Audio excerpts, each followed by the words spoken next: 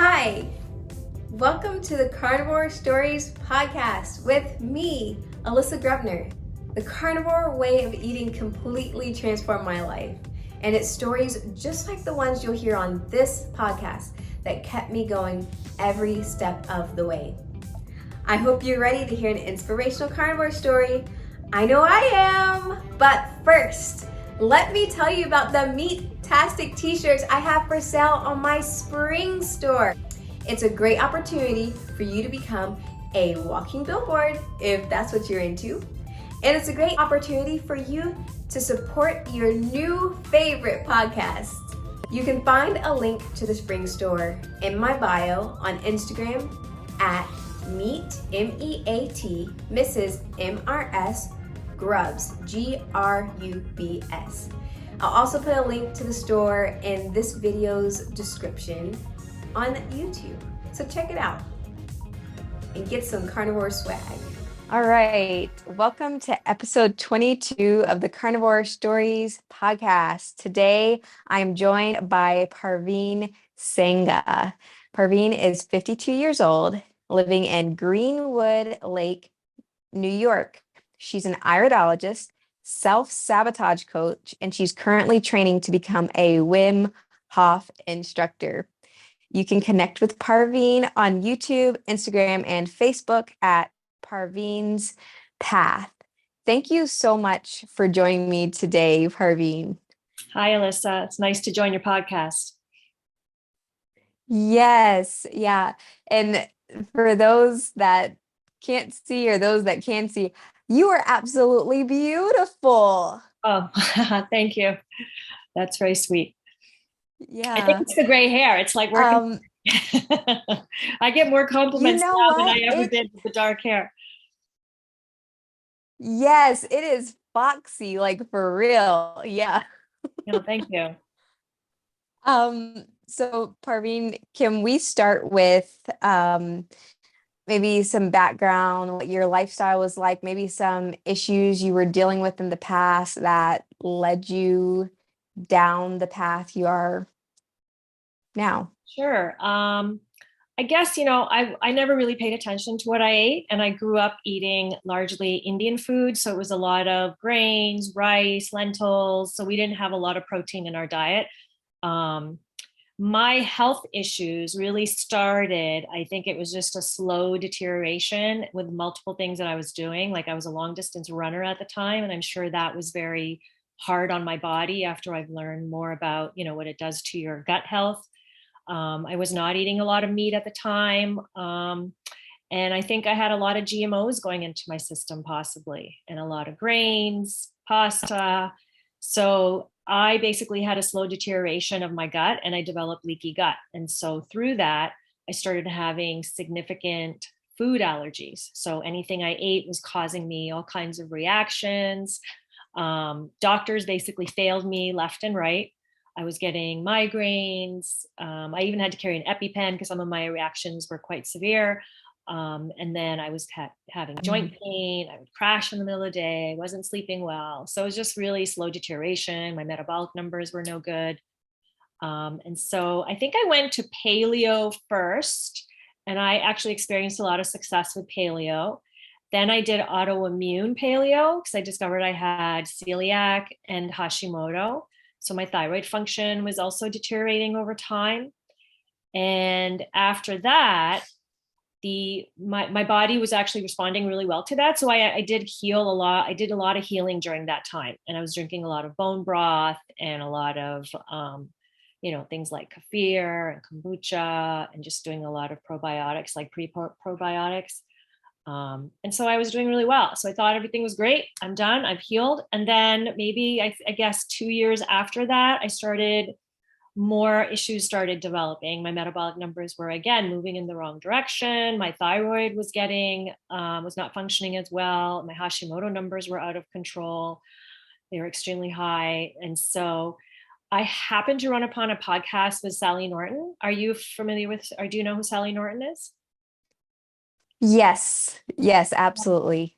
And that talk really resonated with me. And when she went through all of her symptoms and a lot of things she's gone through, because I had a lot of cartilage deterioration when I was like 18. I had my knee scoped, and even the doctor said this woman is way too young to have this much deterioration of her cartilage based on my activity level at the time. So I had a lot of the symptoms. And I think what was happening is the crystals of the oxalates were accumulating in my body. And so that's what was possibly causing all the deterioration. And so her podcast just really resonated with me. And I was like, that's it, carnivore, that's what I have to do. Except that I went through a lot of oxalate dumping. And so I don't know if you want me to keep going on this or if you want to continue with a different question, but yes, please keep going.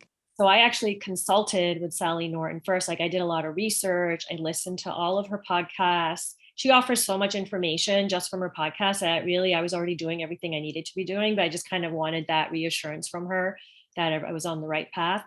Because the oxalate dumping, like some people will, if you go into the carnivore groups, you'll see a lot of people that think it's not even true.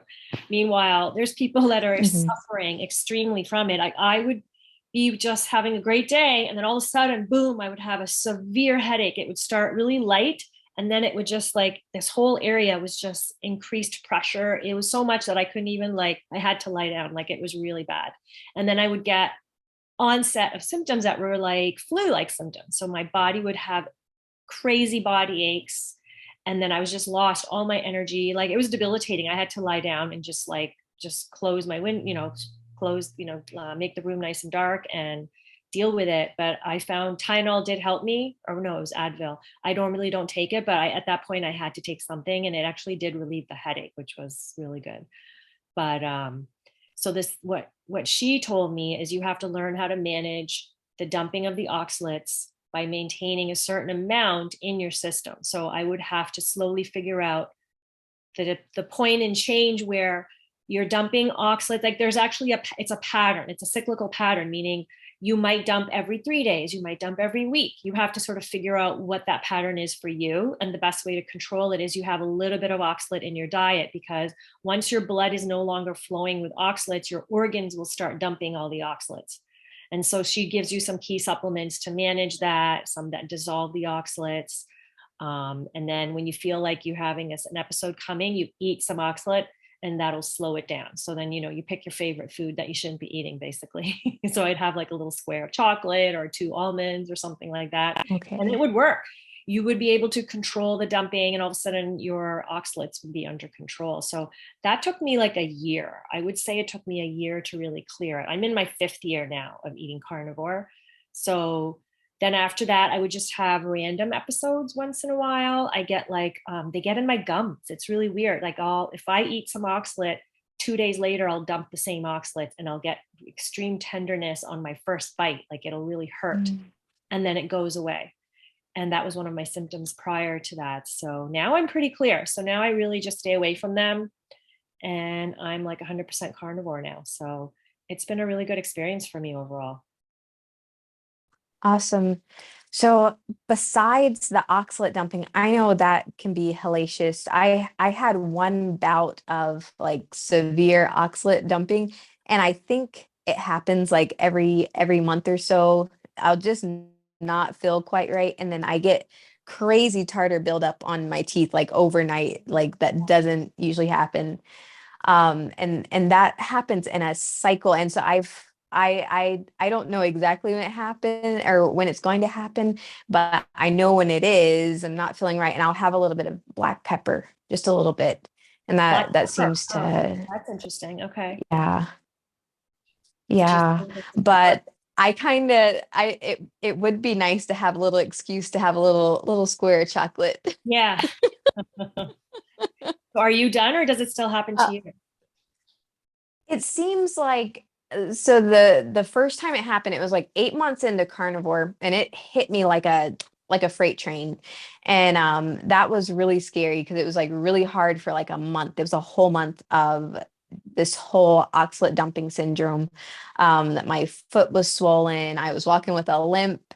I had like, what I believe were crystals coming out of my face. Yeah. And yeah, it was really bad. And then after that, it would come like every month or so, and each time it was less severe.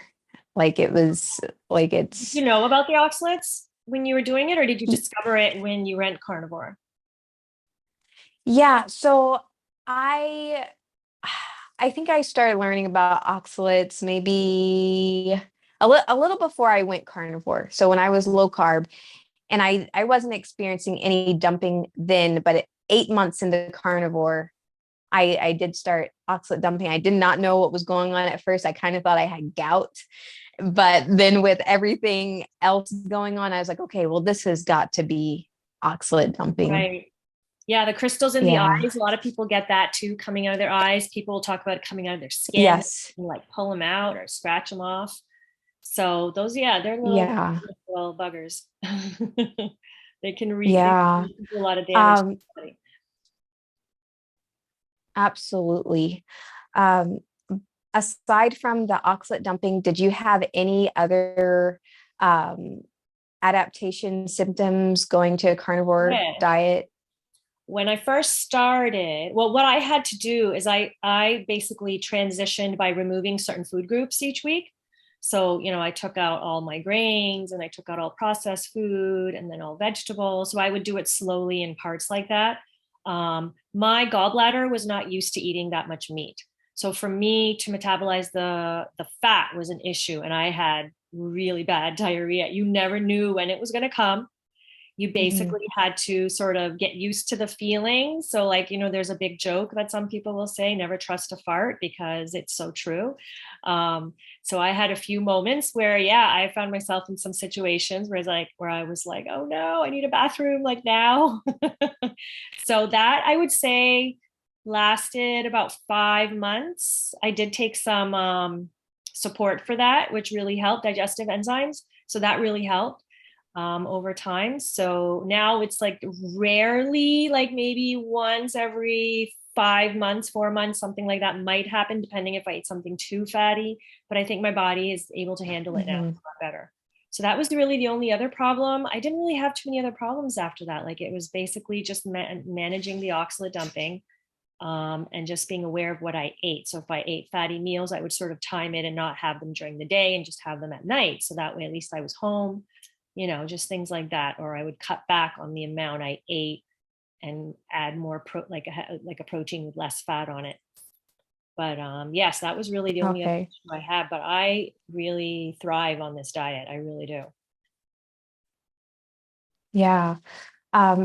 Do you eat pretty high fat, or are you somewhere in the Well, middle? we kind of bought, when I first started, I would say no, it was probably less fat. But now what we do is we actually buy a half a cow. So now I'm kind of familiar with so many different cuts of meat. So I get a little bit of everything. And I just find a way to cook with all the things that I never even knew existed. So many different cuts of meat that you get to experiment with. So I would say I definitely eat a nice I would like to say I'd like to eat a nice balance now. Um, but yeah, I think I had a nice, like, I really enjoyed the ribeyes, but you can't have those every day. And some of the ground beef I found was more like I would have to grill it just to sort of drip the fat out of it. If I made them in my, air fryer or on the stovetop, then it was holding a lot more fat. So that would be problematic for me when I first started. But now it's really not that bad. And now I sort of just go intuitively also, that I can tell when I need more fat or when I want less fat. So I'm not always eating so much of it all the time. But that's kind of like where I am now. So I have a nice variety. I do 2 meals a day. Okay. And then do you only eat beef, or do you add in other meats, Yeah, good butter? question. I was doing some fish with salmon in there. Not a big fan of pork, so I don't eat it very often. Maybe bacon I do. Chicken I used to love. Now my taste buds have completely changed. Like, I loved white meat, and then I started only enjoying the dark chicken meat, and now I just don't like chicken. So I just kind Yeah. of eat it rarely. And if I do make chicken, it's really with a lot of fat on it, or I wrap it up in bacon and cook it, or I put a lot of butter on it and sort of, I actually make a little dip where I dip the chicken in butter first, melted butter, and then I let it, and then I cook it like that, and it comes out really good. Mm, It's almost like frying it, except I'm baking it like that. So yeah, I really don't get sick of red meat. I really don't. It just, when I first started, I had a little bit of issue, meaning it was more about just eating that much meat, and I had to sort of adjust to that, and I would lose my taste for red meat. But now I love red meat and I look forward to every meal. So it's really amazing how much we can change. Like you wouldn't think that going through these kinds of changes was surprising to me. Yeah, definitely red meat is king. And I could never see myself getting tired of it now. I used to love chicken like you, and I'm not a big fan now unless it's with a bunch of butter. That's Yeah, the only exactly. way. Um, so you said you eat 2 meals a day. What do you typically eat in a day? Like what did you eat yesterday? I eat about a pound of meat per meal. So I'll usually make burgers. I do a lot of burgers, ground beef. I cook a lot of different ways. So yesterday I had 2 burgers. And then I think I had eggs and bacon. So during the week, in the evening, I'll either have like a roast, or sometimes I'll shred the meat and then have it with like, sour cream, and just make some kind of little side dressing for it. I do, what else do I do? Steaks, pretty much all the different cuts of steaks, I'll have, especially when we have the whole cat, we have a half a cow. So like I said, I'm familiar with a lot of different cuts now. Some I didn't even know how to cook, so I had to learn, just to experiment what was the best way to cook it. And yeah, so I do a lot of ground beef and steaks. Those are probably my primary go-tos most of the time, whatever's quick and easy. Like I literally just have a steak and I just put salt on it and that's it. I don't even really put a lot of flavors on it because I enjoy the flavor of the meat now. So I find that cooking it different ways also enhances the flavor. You can sort of, when you want to grill it versus air frying it versus stovetop versus in the oven. So I try all different things. And butter, of course, lots of butter. Mhm. Yeah, butter makes everything better. Of course, yeah. How about organs? Do you include any organs in your diet? Yeah, that's one area I kind of failed at. I did try liver. I've cooked liver every possible way, even the pate, hide it in my ground beef. I've done everything. And I know it's there. I don't know if it's psychological. Like if someone were to make something for me and not tell me it's in there, I don't know if I would still notice it. So maybe that might have something to do with it. But I did largely my first 2 years, I tried a lot. Maybe I should probably give it a try again because my taste buds have changed and I might enjoy it more. So then I tried raw liver and I would chop it up into really small pieces and then I would just swallow it with water. And that actually worked for me. And then I was doing Mhm. well. Then I just kind of like kept going back and forth. Do I really want to keep eating like this way? And I did get a little bit of a brain stimulation from it, which I really liked. Then I moved to just desiccated, ancestral desiccated supplements. And that's kind of like where I am now. So maybe I'll try it again. I haven't explored it again. And I find that like some of the liver pieces I have, the cuts that I have are just huge. So I never eat that much. And then they end up just sitting in the fridge and going bad. So I never get around to cooking them again. My husband enjoys them. So sometimes I'll cook it for him, but I don't really like it. I just Mhm. can't. I need to, yeah, I've tried everything. Yeah, well, you said you failed at it, but I wouldn't call it a fail because I know when I first started carnivore, I was like, well, you've got to have liver, absolutely. Yeah. But I really feel like you're saying you have to be intuitive, and I mean, your body knows that you can get liver if you want to. You've tasted it. So I think if you ever started to crave liver, then maybe you need something in it. But I think if something's just like repulsive and it's like, I just can't get this down, like maybe you just don't need it. Yeah, I don't know. It's a little gamey for me. Sometimes I have a little bit of trouble with the Yeah. gaminess of it. I've even done soaking it in milk and soaking it, like just sort of masking the flavor with other things, and it just doesn't work. So it's been a challenge. But I'd like to eat it, just I feel like, I can definitely benefit from it. Yeah. Yeah. I mean, it is nutritious. There's no doubt about that. Um, do you do any fasting? I do more intermittent fasting. I'd like to get back. I was doing it I go through periods with fasting where I'm on top of it, and other times I'm not. So because of my work schedule, I don't eat until about 11:30, and I usually have my dinner around 5. So that's kind of like my period of fasting. I go back and I've done like a 3-day fast like 2 years ago, maybe I did it.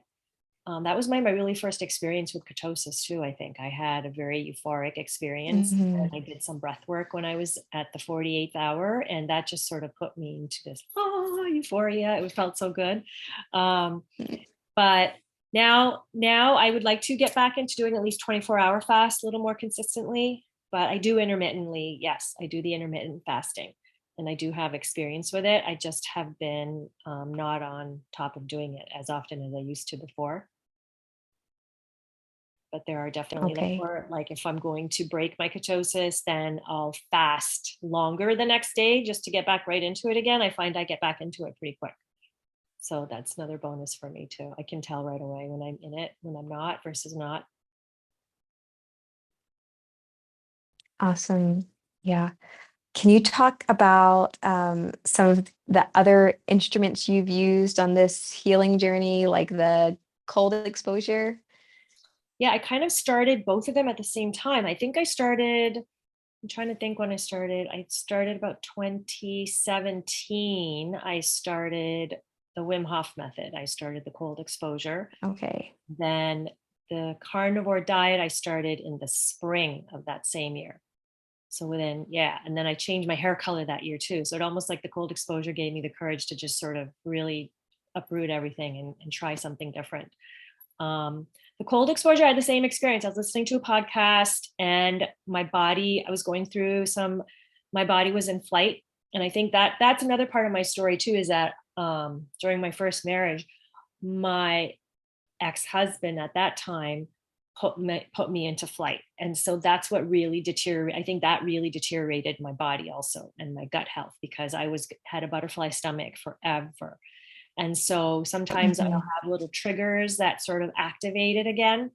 And that's what I really resonated with, that I knew my body was getting into flight again. And I had a situation at work also. So all of these things combined, I knew that this was the best way for me to do it. And I gave it a try and it really worked for me. So I started with his breath work. It totally made me more present, cleared my mind. Um, and so and it gave me so much energy also for the day. And then I started the cold exposure with showers and then moved to the tub right after that. And I just loved it. So I haven't looked back. Also, now I'm on my way to become a Wim Hof method instructor. And I have a group going in Greenwood Lake. So we have some regular members, a large group of members that meet every weekend. And I do it throughout the week also. So that's just been life-changing for me. I really enjoy it.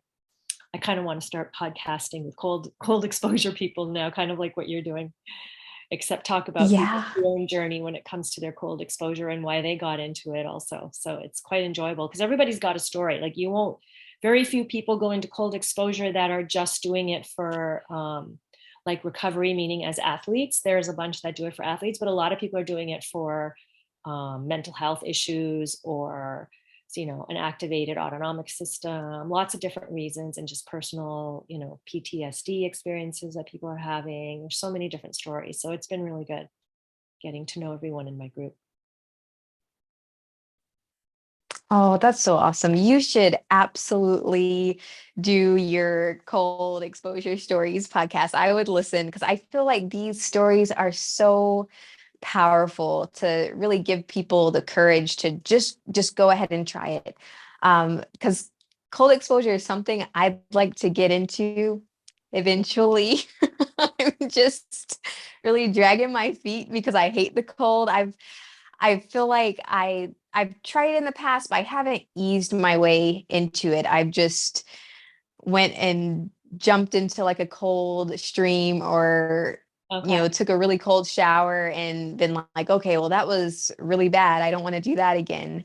But I feel like if I can ease myself into it, maybe have a coach or hear, people's stories that maybe somebody like me, it would give me the courage Yeah, to get on board a like little bit better. there's 3 pillars to the method, right? Which is the cold, the breath work, and commitment. So the commitment is key because that consistency is what's really going to get you there. And a lot of the times I'll tell people, like, if you can at least be consistent for 2 weeks, document how you feel every day, then don't do it for a week. And that's when you're really going to know what it's actually doing for you. Because some people, because it's going to teach you how to be more connected to your body. And that's what the breath work does. And that's what the cold exposure is going to do. You're really learning how to connect with your body in such a deeper way that the changes you'll experience are quite profound. And so when you don't do the method, that's when you start really noticing and going, wow, this is giving me more energy. I'm more present in my day. Little things aren't bothering me anymore. You know, it's just a lot of little subtle changes aside from all the health benefits that you're going to also experience. So it's really good. I highly recommend it. Okay, so if I wanted to start tomorrow getting on this path to cold exposure, what would you recommend that I do as a beginner? First thing you should do is start with cold showers. And so what I would do is each day your goal should be to set a time limit, meaning set a goal for yourself. Okay, today I'm going to do a 20-second cold shower. And then do it first by exposing one arm, then the other arm, one leg, the other leg. And if you're not ready for the chest, then don't do it yet. If you're ready, then exhale when the water hits you so that you're not tightening up and you're activating your parasympathetic system on the exhale. So it relaxes the body more, but it's almost like you're letting go of all that anxiety when it hits you. Just sort of let it all out. And then you're back and then you're done. We don't set big goals in the beginning because it's really hard. It's not easy to do that. And then you don't even have to go right to cold. Where do you live? What state are you in? I'm in Georgia. You're in Georgia. Okay, so the water's not going to be that cold there, but it's going to still feel cold, right? And so, so I would first start like that, and every day you turn the dial a little bit colder, and then also the time. So each day you're increasing the time that you're setting for your goal for each day, and then also the level of cold. Because our showers right now here, I'm in New York, are about 67 right now, I think, maybe 65. They might have dropped a little bit. But you kind of want to be, if you can get into the 50s, that's ideal. Low 60s, there's still some benefits, but then you would just have to stay in the shower much longer. But if you start noticing the benefits you're getting from that, then you can slowly move to a tub. But if you go to the Wim Hof method website also, Wim Hof has a tutorial. So he gives you 3 tutorial on the cold exposure and also a tutorial on his breath work also. So that's a really great place to start. But setting goals that you can actually, reach is really important. And it's not, right. So then you don't get disappointed or upset with yourself also, because it's really what it comes down to. It's a mental game that you're playing with yourself each day, and you have to learn how to overcome that hurdle. And that's the mental game you're playing every day. How am I going to get myself into this ice bath? And so each day it's a challenge. And then when you accomplish it, you get like a nice reward. You're going to feel good. And then the cold also releases epinephrine, and it releases feel good hormones or dopamine. So you're going to feel so much better also. So, and when you start your day by conquering the cold, the rest of the day is a piece of cake, because nothing else that you're going to experience that day is going to come close to what you just did in the shower. So that's a great way to start, and build small goals and do that for about 2 months.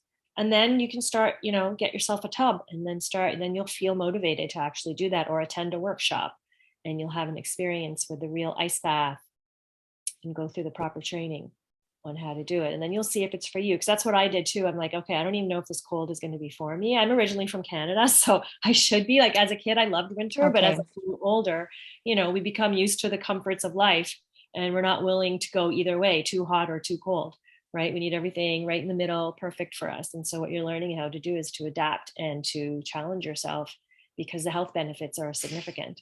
So you're really working your cardiovascular system as well when you do that. And so all-cause mortality, goes down. Your lung capacity is going to increase with the breath work. So there's just a lot of huge health benefits that you'll experience. Awesome. I know this is something I need in my life. I just need to, I'm a strong woman. I can do this. This is the one thing that I'm just like, okay, I don't know. But 2023, here I come.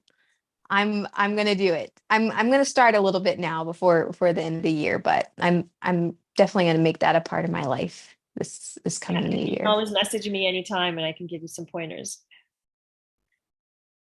Awesome. Awesome. I will absolutely take you up on that. Do you, I know you said that you used to do some distance running. Do you engage in any exercise now? Any regular exercise now? Yeah, I go for walks. I do a lot of hill repeats just to sort of get my heart rate up. I go for cold walks also and longer walks in general. I'll do kettlebells, I do yoga, and then I do like I have Les Mills app on my computer, so I pick different workouts on there. So I go through phases. I'm not as consistent as I should be, and I tore my rotator cuff last year, and it just is not where it needs to be. Like I can't force it like I used to, so that's kind of limited my weightlifting now. But because I used to do a Hmm. lot more heavier weightlifting, so that's a little bit disappointing. But slowly it's getting better. But every time I think it's ready to use again, I do a little too much, and then I re-injure it. So I think I just have to I just have to keep light weights on the right arm. But yeah, that's about it. And I do a lot of hiking. Well, not a lot, but I do hiking. So those are pretty much my go-tos right now. So I've kind of eased off on a lot of try to be more efficient with my workouts now, get more for my bang. I also have a stationary bike at home, so I do some biking as well. Awesome. Um, h- have there been any unexpected benefits that you've gained from changing your lifestyle, between the diet and the cold exposure? Unexpected benefits. Do you mean health wise or just anything? Yeah, Um, anything yeah, like one of the that things that I happened that was you're like, whoa. yeah, this was really surprising because this was not one of the reasons why I started carnivore, but I was getting those dark spots on your skin. So I had all these big dark brown spots were coming all over my skin, and it was really concerning. Nothing was working for me. So I knew it had something to do with my hormones.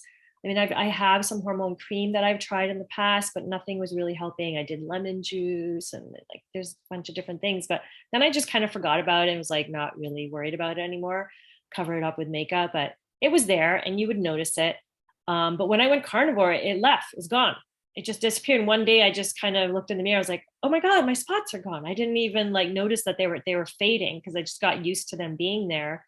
So that was extremely unexpected. I do feel that it was related to my hormones because I am in menopause, and I know another thing that destroyed my body was on the birth control pill for over 20 years. So that was another area too that I think did a lot of damage on my body. So when I stopped taking the pill, I had a cycle for 3 months. And then after that, never came back. And so I do believe that the fat in the meat definitely has been beneficial to me in balancing my hormones. Doing the Wim Hof method is also supportive of that as well. So that's been really great. The people that have come into my life from this, I have a really good circle of friends now with like-minded people. So that has been huge. And when I started my group for cold exposure, I was on my own doing it. And then slowly I just started finding people that joined my group. Now I have over 250 people in the group with at least 16 regulars that I see, at different weekends all the time now, which is great. So that's been really good. So I've formed a lot of friendships like that, and even local people too. You just find all the people now, and the word is growing in this particular area. So that's been fantastic. Um, Health benefits wise too, my brain function is a lot better. I have more energy through the day. It's very sustained. My mental stamina is also really good, where I can just keep going and going and going. Um, and then, weight, everything's the weight's off all in the right places. So I really enjoy that. My metabolic numbers and my blood work has all improved. So it's just been really good. And I have the data behind me also for the non-believers that, look, the numbers are all moving in the right direction now. So, and I've always been really good about getting my reports also, just to sort of checking in on myself and seeing if it's actually working too. So that's been really good too. I sleep better. My hair is better. Not that my hair was any worse. I've always had pretty thick hair, but I think because of my health issues at such an early age, that's what probably contributed to me becoming gray. Like I had gray hair starting when I was in my 20s. I started coloring my hair in my 30s. I'd say in my 40s, I was pretty gray because I had to go through that whole line demarcation when I was growing it out. So that was not fun. because you could really see it and you can't hide it. You just kind of have to go with it. So I just cut it all off. So that's been really good too. And other than that, nothing comes to mind right away. I'm sure there are some other things that I've experienced, but those are the top ones. Oh, that's so awesome. I always love hearing people just tell me their whole list of things because it's always so inspirational. Um, My body's just and calm. you really, Like meaning like when I yes. sleep, my body now is just like silent. Like I don't have any aches and pains, no achiness. Like that was like just like huge for me because I spent so many years of my life with some kind of problem. Like I used to take a lot of Advil. It was terrible because I would always get some kind of discomfort that would interrupt my sleeping. Yeah. Yeah, and that's a thing of the past. Exactly. How about you? Um, What's the biggest benefit you've enjoyed eating this way? And how many years have you well, been carnivore? well, it's been, I think, 16 months now. See, okay. And yeah, the absolute biggest thing that happened for me, and I was like, okay, well, this is for life. I Right. had astronomically high blood pressure. I mean, it was so high, nothing Wow. I could do would bring it down. I was, you know, very low weight. I had taken on a plant-based diet because it was the most healthy way you could eat. Mhm. And I was running all the time. I mean, I was doing all of the right things, meditating, yoga. I was just like, okay, whatever I have to do, I need to get this under control. Even medicate with medication, it would still be high. And it was this huge monkey on my back. And 3 months or 3 weeks into the carnivore diet, and the blood pressure issues completely vanished. And it Wow. was really like a miracle at the time. It was like miraculous because it was this huge bane to my existence that I was carrying around with me all the time. And I mean, and like I said, at the time it was like a miracle, but now understanding what's going on and why my blood pressure was so high before, no matter if I, didn't matter what I did until I cut out the carbs. So I Mhm. like to tell people, because I felt cursed because I was young. I was in my early 20s and all of this is happening to me. And so I tell people, no, I wasn't cursed after all. I was just carbed. I just had too many carbs.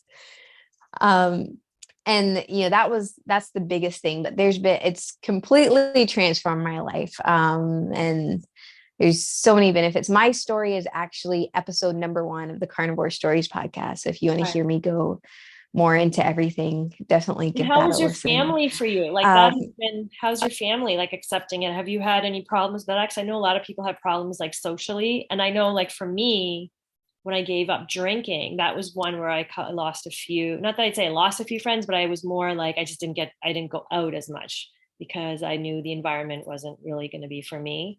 But with the meat, it hasn't been a huge challenge. Most of my family has been pretty accepting of it. So, and there's always like something I can eat. So that's been pretty good for me overall. How about you, coming from the South and all the carbs that they want? yeah, uh, I think since adopting this way of eating, I've heard from people like, oh, well, you're really extreme anyways. So I don't think it was that big of a surprise that I was doing something very extreme. But I think it was like, oh, wow, really? You're only eating meat? You're going to eat anything else? And no one was like, very negative, but also I didn't come out to anybody until all of these great things had started happening to me anyway. So it was like, well, if they did have something bad to say about it, I can like, well, hey, you can't argue with this. My grandfather, though, he's been very brainwashed about, the heart healthy whole grains and that fat is so bad for you. And I don't think he even really knows that I'm doing what I'm doing to improve my health, but he'll make comments about, you know, people who eat a bunch of fat get diabetes or something like that. And he's much older. So I'm just like, well, I'll say what I know, but I know I can't change his mind too much. It's sad though, because I feel like it would really benefit him to stop eating Cheerios and muffins in the morning. Definitely. It's really hard Yeah. for a lot of people, and it's an addiction, right? All the food is now designed to be addicted. It's just as bad as being a smoker. So it's not easy for a lot of people. I think for me, the biggest change was when I stopped craving the junk food or just the carbs in general. And that once that craving goes away, you just can't give into it anymore. And then it actually is just easier also not to. And then you have the side effects. Like when you do eat it, you don't feel good after, you ruin a night's sleep. So for me, just the consequences of caving is usually not good. So that is enough for me to be a good deterrent. Yeah. Yeah. I don't even think about straying, because what I went through, it was actual hell on earth, dealing with my health, and doctors not being able to help me. So I'm I'm not even tempted, because I feel like even if I think about a cupcake or something, I it's like ingrained in me. Like I remember how terrible that felt, and it's not appetizing. It's not something that like I know it wouldn't do my body any good. So Right. it's not something I would even think about eating. Um, well, we are almost out of time. This has been such a beautiful interview, such a beautiful experience meeting you. Um, and I have one last question to ask you. Sure. What advice would you give to someone just starting out on carnivore, or if they were in the position you were in way back when you started having all of those food allergies? Well, I think if you're going to actually start carnivore, there are two things. One, I think that's really important to journal everything. So, because whenever you're making changes or removing things out of your diet, I think it's important to document what you're experiencing, because then you can really identify, like, can you still eat dairy? Like, you might be one of the people who can't eat dairy. Can you eat dairy, by the way? Are you okay with dairy?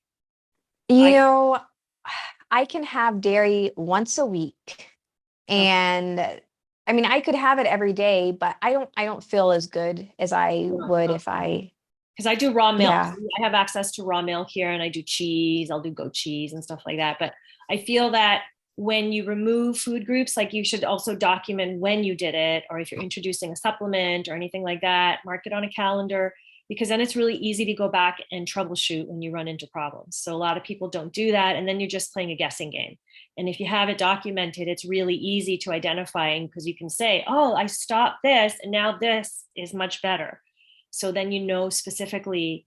So I would say definitely journal everything. And you don't have to it doesn't have to be intense. Just use your calendar and just write it on there. That's what I used to do. And then I would just save the pages so I could look back.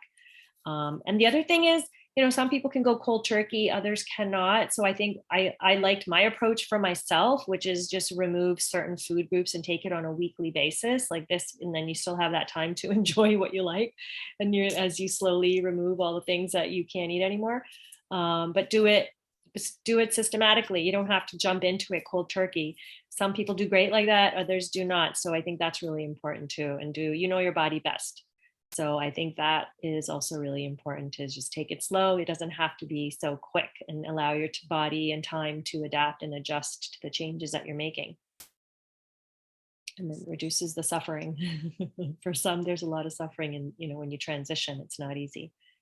Yeah. Yeah. That's a great piece of advice, to journal. 'Cause I definitely did some guessing game time, but I got to the point that I was like, okay, well, I can write down. Because I would just do it on my calendar in the kitchen, like, okay, on this day, I stopped having dairy. No dairy, no dairy, no dairy, no dairy, dairy all this week. All of these issues are all of a sudden Yeah. here. And Like that's how yeah. I discovered that I can't have black pepper, and eggs were also problematic for me. So when I started eating more eggs, I discovered that eggs are causing muscle aches for me, and I didn't have a lot of food to choose from. So I knew it was the eggs. So I think it's the egg whites or what the chickens are actually eating. So I wasn't got that information at the time. So I think for me, I would never have figured that out unless I was like journaling and knew what I ate each day and stuff. So I was able to adjust, like even some spices don't sit well with me either. So a lot of the nightshades and black pepper are not Okay. good for me. Yeah. I'll still get Yeah, like it's a reactions. yeah, it's amazing how we're all so unique, and that's one thing I've really gathered from being in this whole carnivore space is a lot of people say a lot of things, but you really have to learn yourself and learn what foods do to you. Like with dairy, I don't get any digestive upset, but it does give me a rash on my elbows and it gives me Oh, acne. But and I might feel a little bit sluggish, but it, it doesn't affect me like it, if I was eating it, I'd be like, well, no, I'm not lactose intolerant. I don't have an mm, allergy to it. But I mean, when you're only eating like five things, it is easier to narrow it down, right. especially if you're keeping notes. Exactly. All right, Parveen. Well, this is again, thank you so much for meeting with me today. It's kind of last minute. I didn't think I was going to get to have you on the show, so I was so ecstatic when I I have found a day out off that today, we so it were made it going a to little get. easier. Well, thank you very Yeah, much for the opportunity. I really enjoyed that. And then hopefully we can help more people out there and they can connect to anything that we're saying to help them make some better choices for themselves. absolutely. Absolutely. Well, you have a great rest of your day. You too. Thank you. That's it for today. Until next time, stay meaty, stay strong, and stay inspired. Do you have a carnivore story to tell? Connect with me on Instagram at meet, MEAT, Mrs. MRS Grubs, GRUBS. I would love to interview you, and the world needs to hear your story and how meat heals. Thanks so much for watching and all your support. Bye-bye till next time.